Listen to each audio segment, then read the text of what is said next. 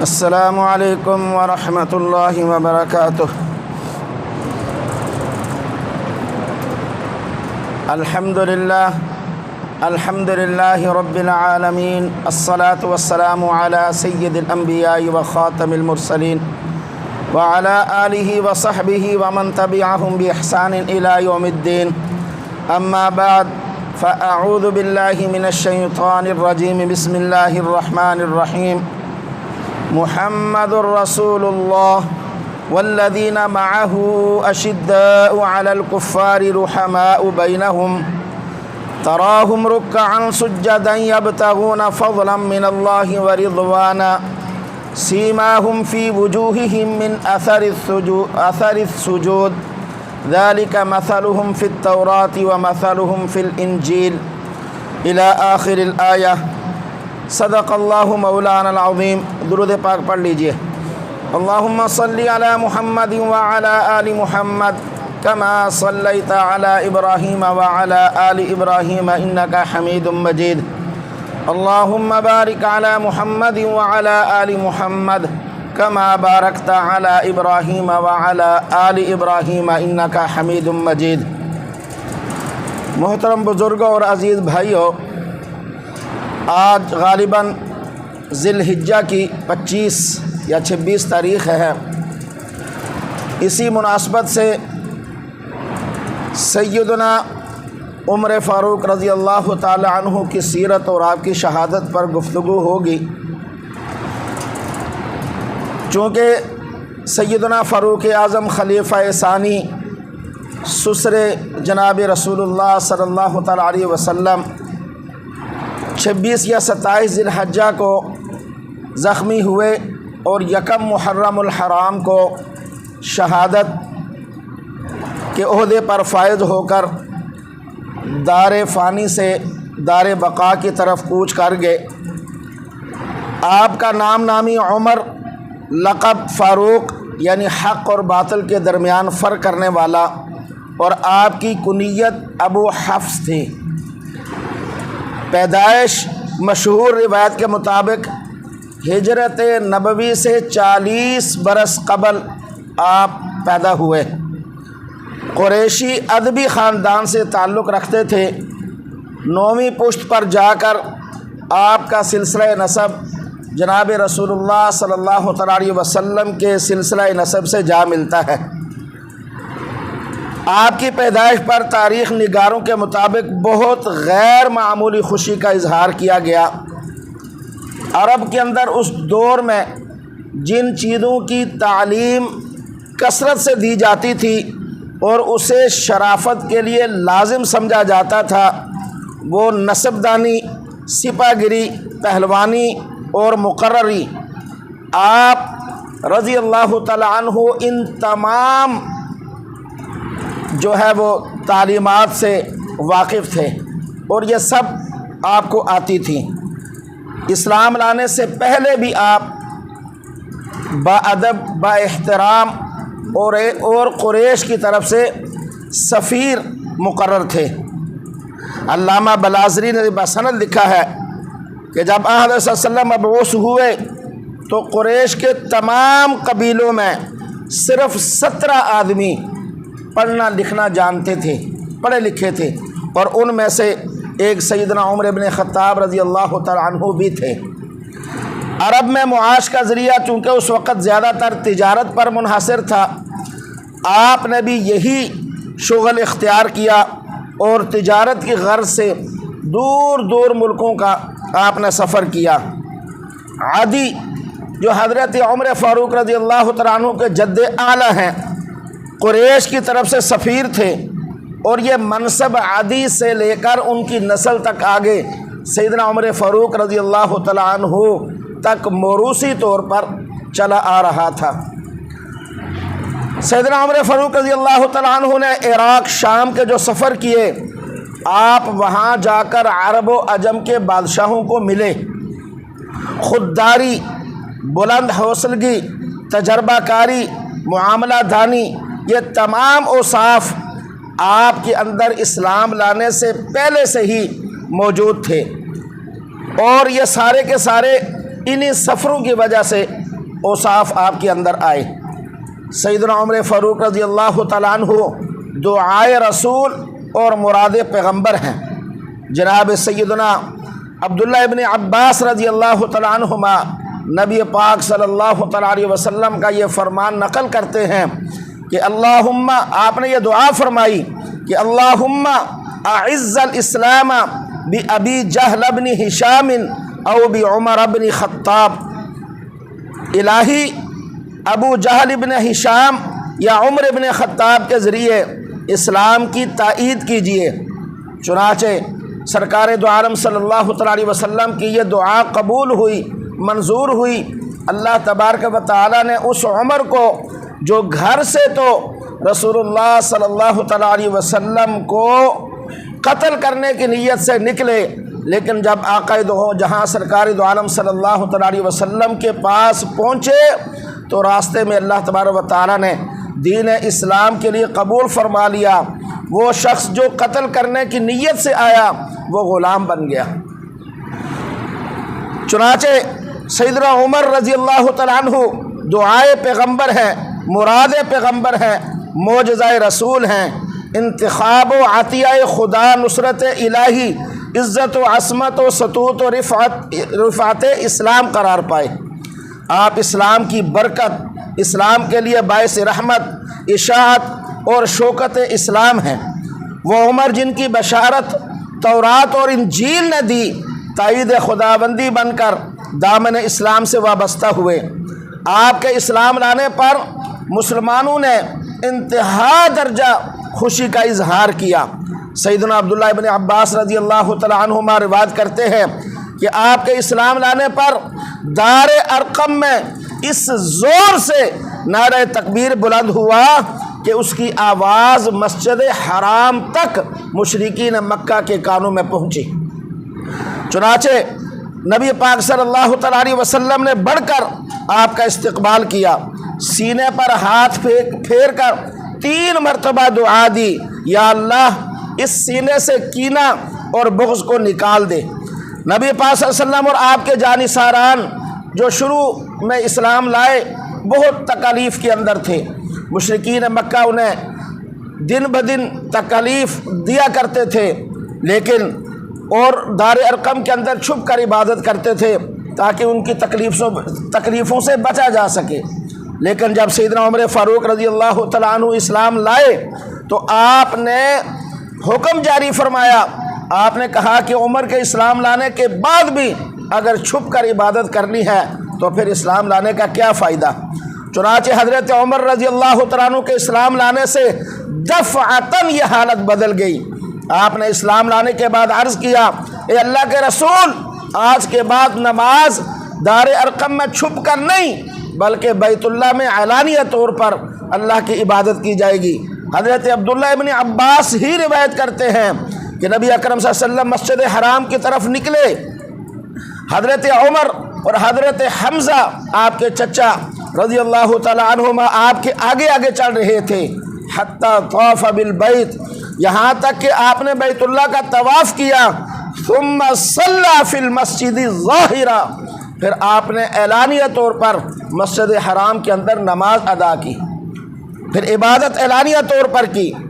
آپ رضی اللہ تعالیٰ عنہ نے نہ صرف اعلانیہ اسلام قبول کیا بلکہ آپ نے ہجرت بھی اعلانیہ طور پر کی۔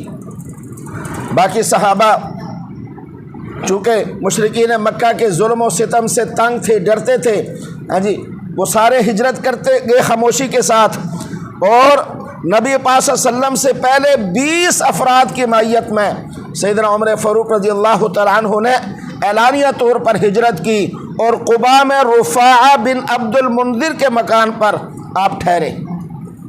مدینہ پہنچ کر حضور علیہ الصلوۃ والسلام نے سب سے پہلے انصار و مہاجرین کے درمیان جو مواخات کا رشتہ قائم کیا، اس رشتے کے قائم کرنے میں حضرت صلی اللہ علیہ وسلم نے خاص طور پر طرفین کے عہدوں کا لحاظ رکھا، مراتب کا لحاظ رکھا کہ مکہ سے جو جس حیثیت کا مالک تھا مدینہ میں اسی حیثیت کے مالک سے رشتہ مواخات قائم کیا گیا، بھائی چارگی قائم کی گئی۔ چنانچہ اس وجہ سے آپ کا جو بھائی مدینہ میں اور آقا علیہ الصلوۃ والسلام نے بنایا، ان کا نام عتبان بن مالک رضی اللہ تعالی عنہ تھا، جو قبیلہ بنی سالم کے سردار تھے، جو کہ آپ بھی قریش کے سفیر اور سردار تھے، اس لیے آپ کا بھائی بھی انہیں بنایا گیا جو قبیلہ سالم کا سردار تھا۔ جناب عمر رضی اللہ تعالی عنہ کو بہت ساری امتیازی حیثیت حاصل ہے، آپ بہت سارے ایسے امتیازات کے مالک ہیں جو امت کے کسی دوسرے فرد کو وہ امتیاز نہ مل سکا۔ چنانچہ آپ دیکھیے کہ یہ جو اذان 5 وقت مساجد کے اندر دنیا بھر میں ہوتی ہے، اور 1 سیکنڈ یہ تحقیق ہے کہ دنیا کے ایک کونے سے لے کر دوسرے کونے تک 1 سیکنڈ بھی ایسا نہیں گزرتا جس میں اذان کی آواز کہیں نہ کہیں گونج نہ رہی ہو۔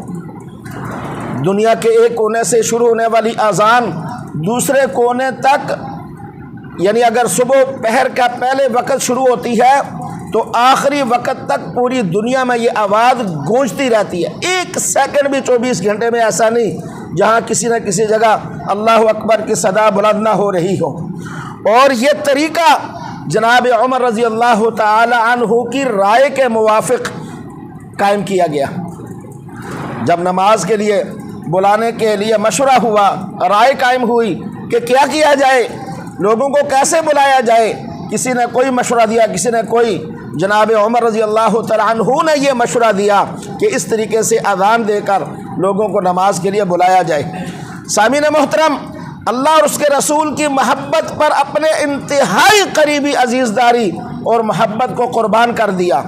غزوہ بدر کے دن کفار کے لشکر میں عاص بن ہشام آپ کے ماموں تھے، جو قریش کے ممتاز سرداروں میں سے تھے، ان کو اللہ اور اس کے رسول کی محبت پر قتل کر دیا۔ معرکہ بدر میں شہید ہونے والا پہلا شخص مہجع، جو حضرت عمر رضی اللہ تعالیٰ عنہ کا غلام تھا۔ بدر کے قیدیوں کے بارے میں رائے مانگی گئی کہ ان کے کیا کیا جائے۔ خود رسول اللہ صلی اللہ علیہ وسلم اور سیدنا ابو بکر صدیق رضی اللہ تعالیٰ عنہ نے یہ مشورہ اور رائے دی کہ انہیں فدیہ لے کر چھوڑ دیا جائے۔ باقی صحابہ نے مختلف رائے دی۔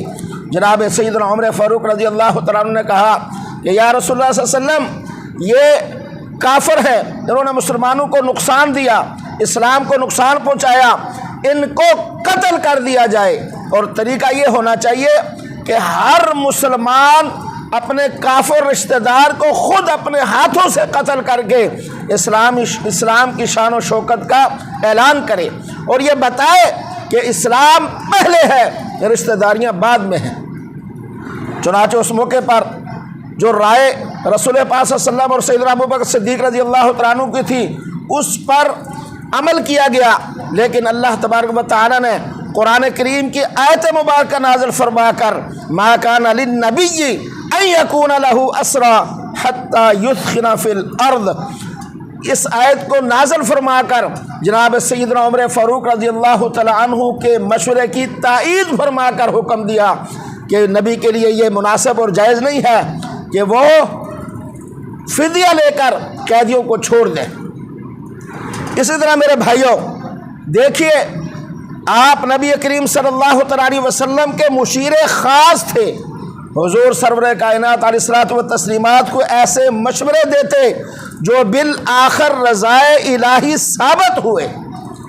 چنانچہ رسول اللہ صلی اللہ علیہ وسلم کی ازواج مطہرات کے پاس صحابہ جاتے، وہ بڑا پرسکون اور انتہائی بابرکت دور تھا، تو کوئی سودا لینے یا کوئی بات پوچھنے یا کوئی چیز لینے کے لیے جاتے تو آمنے سامنے ہو کر چیز مانگ لیتے ازواج مطہرات رضوان اللہ تعالی علیہن اجمعین سے۔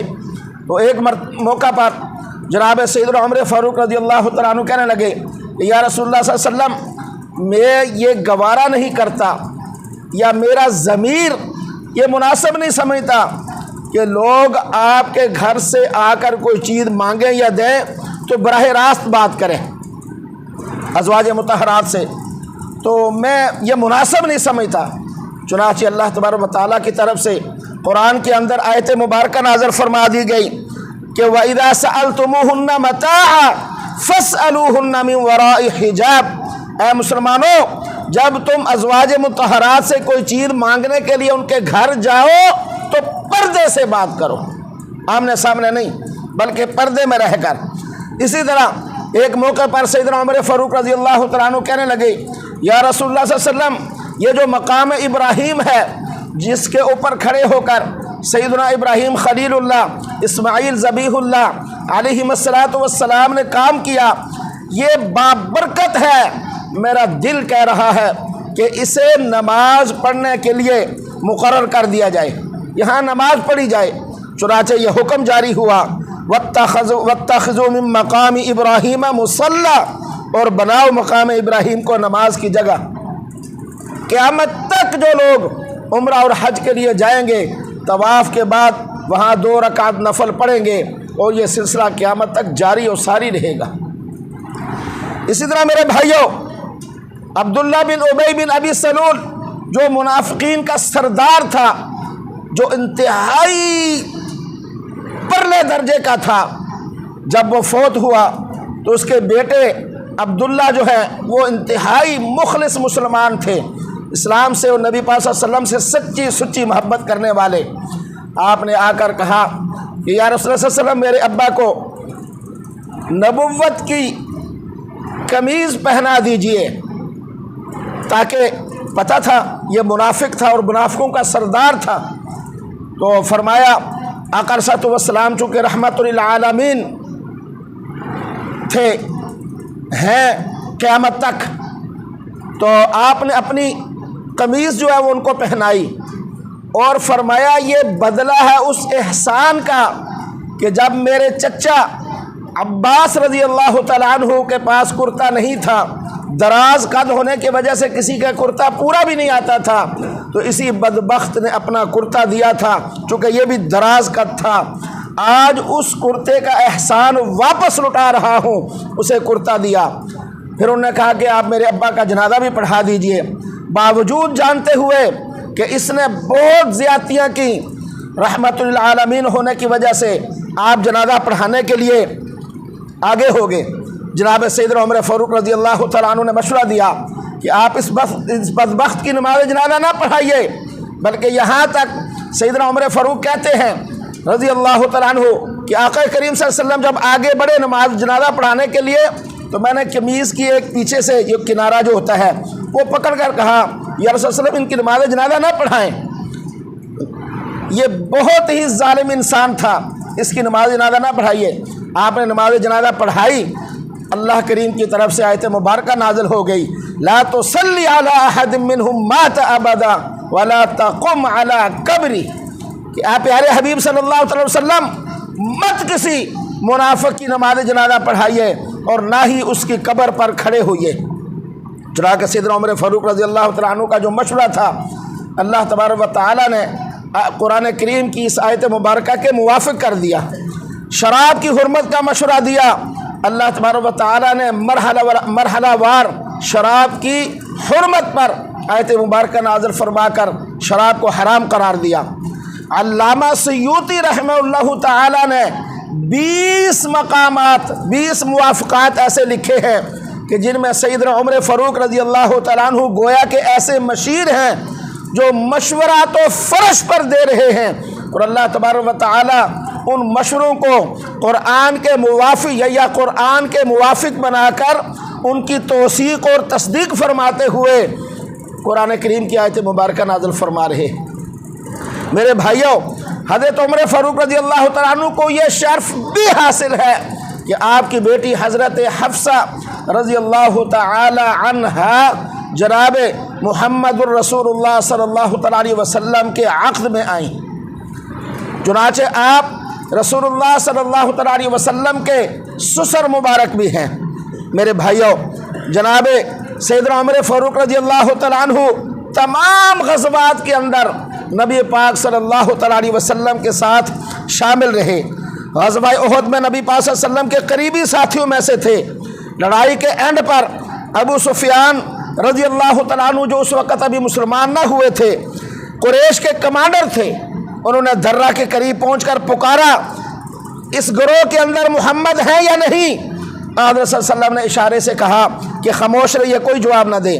حضرت ابو سفیان رضی اللہ تعالیٰ عنہ نے پھر حضرت ابو بکر عمر رضی اللہ تعالیٰ عنہما کا نام لے کر کہا یہ دونوں اس مجمع میں ہیں یا نہیں؟ تو کسی نے کوئی جواب نہ دیا، خاموشی اختیار کی۔ تو حضرت ابو سفیان رضی اللہ تعالیٰ عنہ نے کہا کہ یقیناً یہ سارے لوگ مارے گئے ہیں۔ چنانچہ اس بات پر سیدنا عمر فاروق رضی اللہ تعالیٰ عنہ سے رہا نہ گیا، آپ نے پکار کر کہا کہ اے ابو سفیان، ہم سارے کے سارے زندہ ہیں۔ تو ابو سفیان نے کہا اعلیٰ حبل حبل کی جیب۔ تو رسول اللہ صلی اللہ علیہ وسلم نے حضرت عمر سے فرمایا کہ اونچی آواز سے نعرہ لگاؤ واللہ اعلیٰ و اجل، کہ بلند اور اعلیٰ مرتبے والا تو اللہ تبارک و تعالیٰ کی ذات ہے۔ میرے بھائیوں، غزوہ خیبر میں کمانڈر تھے، غزوہ خندق میں شریک ہوئے، غزوہ بنی مستلق میں شریک ہوئے، صلح حدیبیہ کے موقع پر شریک ہوئے۔ فتح خیبر کے بعد غنیمت میں زمین کا ایک ٹکڑا ملا جسے آپ نے اللہ کی راہ میں وقف کر دیا۔ اور میرے بھائیوں، قاضی ابو یوسف نے کتاب الخراج میں لکھا ہے کہ خیبر جب فتح ہوا تو حضرت صلی اللہ علیہ وسلم نے تمام صحابہ میں خیبر کی زمین تقسیم کی۔ سیدنا عمر فاروق رضی اللہ تعالیٰ عنہ کے حصے میں جو زمین آئی اس کا نام سمغ تھا، اور وہ نہایت زرخیز زمین تھی، اور انہوں نے اللہ کے نام پر وقف کر دی۔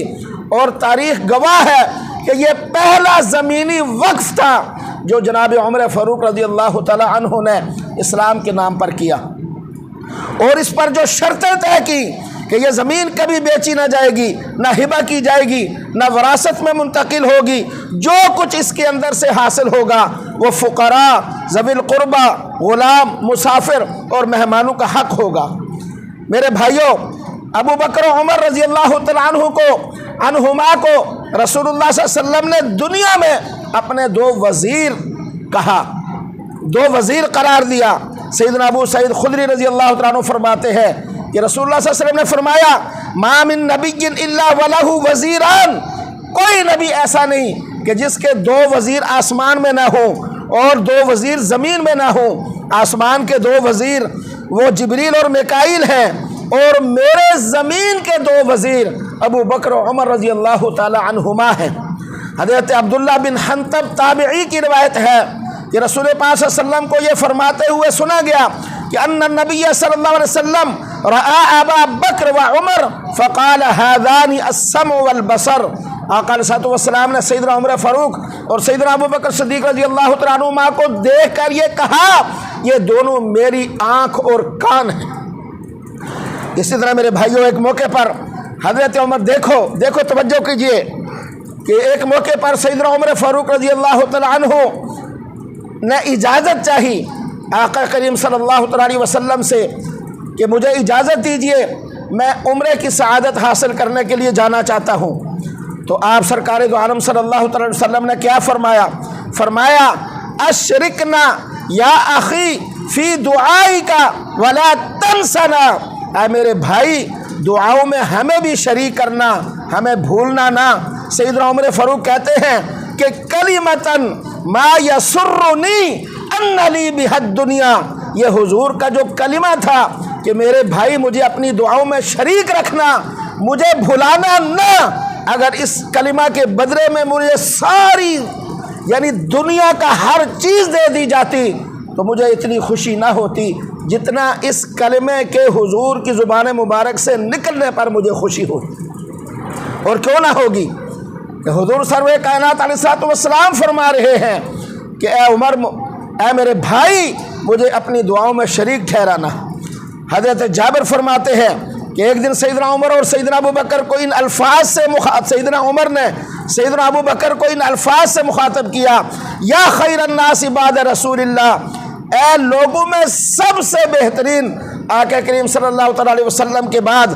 تو ابو بکر نے آگے سے جواب دیا رضی اللہ تعالیٰ عنہ کہ اے عمر، میں نے رسول پاک صلی اللہ علیہ وسلم کو یہ فرماتے ہوئے سنا ہے ما طلعت الشمس علی رجل خیر من عمر، آفتاب کسی ایسے شخص پر طلوع نہیں ہوتا جو عمر سے بہتر اور افضل ہو۔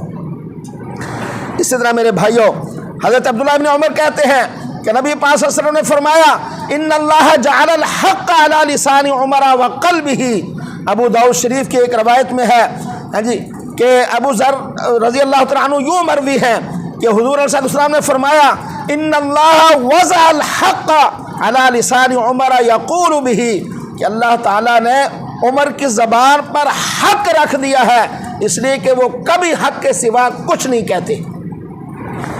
اس لیے میرے بھائیوں، دور صدیقی میں حضرت عمر فاروق صدیق اکبر کے نائب رہے اور وفات تک حضرت صدیق اکبر نے حضرت عمر کو خلیفہ یہ وفات کے وقت مقرر کر دیا، اور اس موقع پر مسلمانوں سے مخاطب ہو کر فرمایا کہ میں نے تم پر اس شخص کو خلیفہ مقرر فرمایا ہے جو تم میں سب سے بہترین حیثیت کا مالک ہے۔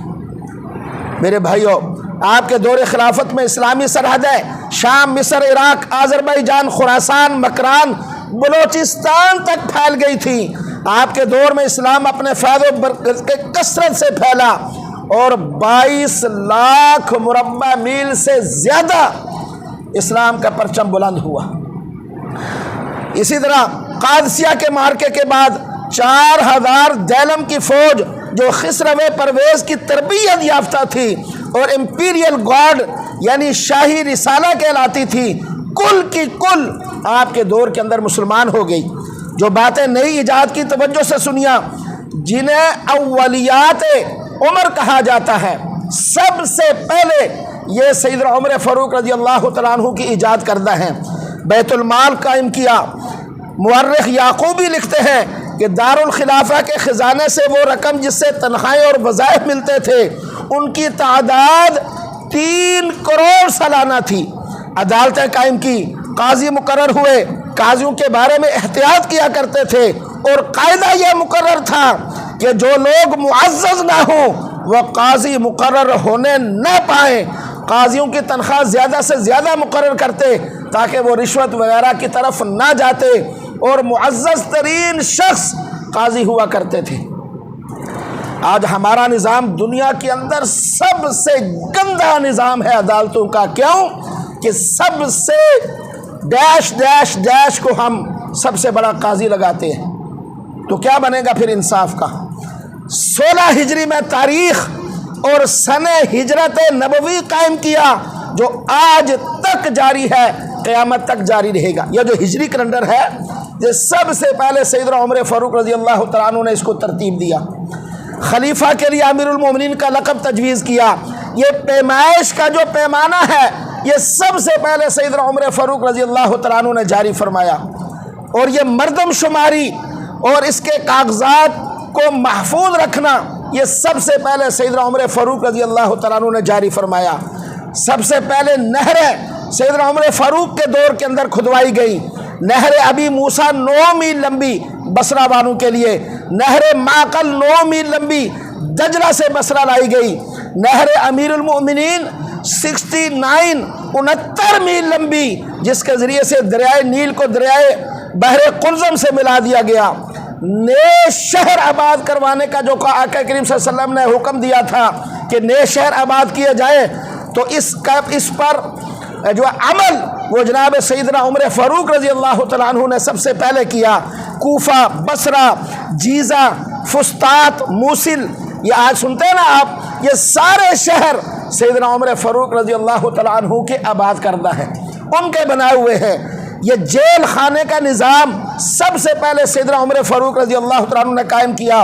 پولیس کا محکمہ، یہ آج کی پولیس یہ مرہون منت ہے جناب سیدنا عمر فاروق رضی اللہ تعالیٰ عنہ کی۔ جا بجا فوجی چھاونیاں قائم کی، فوج کا اس قدر عمدہ نظام کیا کہ ہر مسلمان فوج کا ایک سپاہی بن گیا۔ اسلام کے اندر تو ایسا ہی ہے کہ ہر فرد اسلام کا وہ مجاہد ہونا چاہیے، ہر فرد اسے پتہ ہونا چاہیے کہ زندگی کے کسی موڑ پر اگر اسلام کی شان و شوکت کے لیے، اسلام کی بلندی کے لیے، اسلام کے نظام کو قائم کرنے کے لیے کفار سے لڑنا پڑ جائے تو ہر ایک ان سے لڑنے کی صلاحیت رکھے۔ لیکن بدقسمتی یہ ہے کہ آج اسرائیل دنیا کا چھوٹا سا ملک، اس کا بچہ کلاشنکوف اور پسٹل اور یہ چیزیں چلانا جانتا ہے۔ ان کے سکونوں کے اندر تربیت دی جاتی ہے۔ لیکن آج کا کمزور ترین مسلمان جسے دہشت گرد قرار دے کے کرکٹ، ہاکی اور کن کن گندگیوں کی طرف لگا دیا گیا ہے، آج کا مسلمان اگر نہیں جانتا تو وہ اسلحہ چلانا نہیں جانتا، اور اگر وہ جانتا ہے تو گلی کوچوں کے اندر پھرنا اور یہ باویلا کرنا یہ سب کچھ جانتا ہے۔ مسلمان کی شان یہ نہیں ہے۔ مجاہد جب اسلحہ لٹکا کر نماز ادا کرتا ہے دگنا اجر پاتا ہے عبادت کا۔ عام مسلمان کے لیے 1 اجر ہے اور مجاہد کے لیے اسلحے کے ساتھ 2 اجر ہے۔ یہ مسلمان کی شان ہے جو بیچارہ بھول گیا، اب دنیا بھر کے اندر ذلیل و خوار ہو رہا ہے۔ مکہ معظمہ سے مدینہ منورہ تک مسافروں کے آرام کے لیے مکانات بنائے، سرائے جسے کہتے ہیں۔ اسی طرح مختلف شہروں میں مہمان خانے تعمیر کرائے، مفلوق الحال عیسائیوں اور یہودیوں کے لیے وظیفے مقرر کیے، مذہبی امور میں ذمیوں کو آزادی حاصل دی۔ اسلام قبول کرنے کے لیے کسی ذمی پر کوئی دباؤ نہیں تھا۔ اسی طرح میرے بھائیوں، حضرت ابو بکر کو اصرار کے ساتھ قرآن مجید کی ترتیب پر آمادہ کیا اور اپنے اہتمام سے اس کام کو اپنے دور حکومت میں پورا کیا، جسے سیدنا عثمان غنی رضی اللہ تعالیٰ عنہ نے اپنے دور حکومت کے اندر نشر کیا۔ اسی طرح میرے بھائیوں، 20 رکعت نماز تراویح جماعت کے ساتھ سیدنا عمر فاروق رضی اللہ تعالیٰ عنہ نے قائم کی، جو قیامت تک جاری رہے گی۔ وقف کا طریقہ ایجاد کیا، 4000 جامع مساجد تعمیر کرائیں۔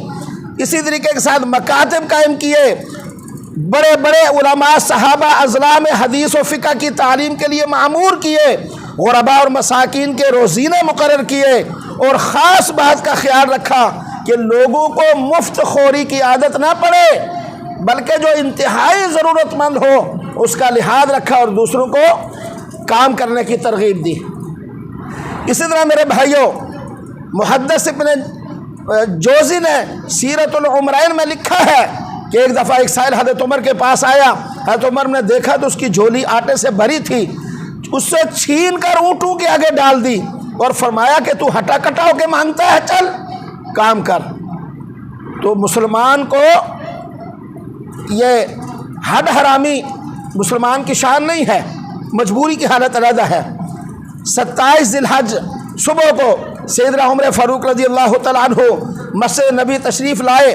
ابو لؤلؤ فیروز مجوسی زہر آلود خنجر چھپائے پہلے سے ہی طاق میں کھڑا تھا۔ جو ہی آپ نے تکبیر کہی اس نے شانہ اور ناپ پر 6 وار کیے۔ آس پاس کے لوگوں نے پکڑنے کی کوشش کی، 13 لوگوں کو زخمی کرتے ہوئے جب دیکھا پکڑا جاؤں گا، اس نے اپنے گلے پہ خنجر پھینک کر خودکشی کر لی، جس میں 6 لوگ جو ہے اس وقت شہید ہوئے۔ جناب عمر فاروق رضی اللہ تعالیٰ عنہ 10 برس 4 مہینہ اور 4 دن خلافت پر برنجمان رہنے کے بعد آپ دنیا فانی سے دنیا بقا کی طرف رحلت فرما گئے، شہادت کے درجے پر فائز ہو گئے۔ حضرت عبد الرحمن ابن عوف کو نماز کے لیے آگے کیا اور خود پیچھے ہو گئے۔ حضرت عبد الرحمن ابن عوف نے نماز پڑھائی۔ آپ یہ بات سنیے، آپ ہر وقت یہ دعا کیا کرتے تھے، اللہم ارزقنا شہادتاً فی سبیلک ووفاتاً فی بلد حبیبک، اے اللہ مجھے اپنے حبیب کے شہر میں وفات دینا، مجھے شہادت کے رتبے پر فائز کرنا اپنے راستے میں، اور شہادت بھی کہاں آئے؟ تیرے حبیب کے شہر میں۔ جب لوگ سنتے وہ پریشان ہوتے تھے، یار یہ دعا کیسے قبول ہو سکتی ہے کہ بھائی مدینہ میں تو جہاد نہیں تھا نا، وہاں تو امن و سکون تھا اور مضبوط حکومت تھی۔ آپ یہ ہمیشہ دعا کرتے، اے اللہ شہادت کا رتبہ دینا اور دینا بھی اپنے حبیب کے شہر میں، باہر نہیں۔ تو پریشان ہوتے تھے یہ کیسے ہو سکتا ہے کہ شہادت کی موت بھی ہو اور ہو بھی مدینہ منورہ میں۔ چنانچہ جب آپ شہید ہونے لگے، پوچھا کس بدبخت نے ایسا کیا ہے، تو بتایا گیا فلاں مجوسی نے۔ تو آپ نے کہا الحمدللہ کہ اللہ تبارک و تعالیٰ نے مجھے کسی اسلام لیوا سے شہید نہیں کروایا، بلکہ ایک مجوسی غلام جو ایران کا رہنے والا تھا، اس کے ہاتھوں سے میں شہید ہوا ہوں۔ اور یوں آپ اپنی اس دعا کی قبولیت کے درجے پر فائز ہوئے، اللہ تعالیٰ نے آپ کو شہادت کا مرتبہ بھی دیا اور اپنے حبیب پاک صلی اللہ علیہ وسلم کے شہر میں دیا۔ 27 ذی الحجہ کو آپ زخمی ہوئے اور مشہور روایت کے مطابق، اور بھی روایتیں ہیں، مشہور روایت کے مطابق یکم محرم الحرام کو آپ شہید ہوئے، آپ اس دنیا سے کوچ کر گئے اور اپنے بیٹے سے کہا کہ جب دیکھو، جب میرا جنازہ لے کر حجرہ عائشہ پر پہنچو تو سلام عرض کرنا اور دوبارہ اجازت مانگنا، کہنا کہ عمر اجازت چاہتا ہے، اگر اندر سے اجازت ملے تو یہاں دفن کرنا ورنہ جنت البقیع میں لے جانا۔ آخری وقت میں بیٹے سے فرمایا میری پیشانی زمین سے لگا دو۔ آپ زمین پر سر رکھ کر فرمانے لگے اے اللہ مجھے اپنی مغفرت سے ڈھانپ لے۔ اس کے بعد جان آفرین کے سپرد کر دی اور حجرہ عائشہ صدیقہ رضی اللہ تعالیٰ عنہ یعنی جنت کے ٹکڑے میں سپرد خاک کیے گئے۔ جناب محترم بزرگوں اور عزیز بھائیوں، قیامت تک جو لوگ حج اور عمرے کے لیے جائیں گے، جہاں رسول پاک صلی اللہ علیہ وسلم پر درود پاک پڑھیں گے، وہاں جناب ابو بکر و عمر رضی اللہ تعالی عنہما کے جو کھڑکی ہے وہاں بھی ان کے لیے بھی درود پاک پڑھیں گے۔ یہ اللہ تبارک و تعالیٰ نے وہ نعمت عطا فرمائی ہے جو قیامت تک کسی کو نہیں مل سکے گی۔ میرے بھائیوں، ہمیں چاہیے کہ ہم جناب عمر فاروق رضی اللہ تعالیٰ عنہ کی سیرت کو اپنائیں، آپ کی سیرت کو پڑھیں اور آپ کے دشمنوں کی کسی بات پر اعتبار نہ کریں اور ان سے اپنے ایمان کو بچائیں، اپنی ہر چیز کو بچاتے ہوئے صحابہ سے سچی سچی محبت کیجیے۔ اللہ جو کہا سنا اس پر عمل کی توفیق نصیب فرمائے۔ وما علینا الا البلاغ، سنت ادا کر لیجیے۔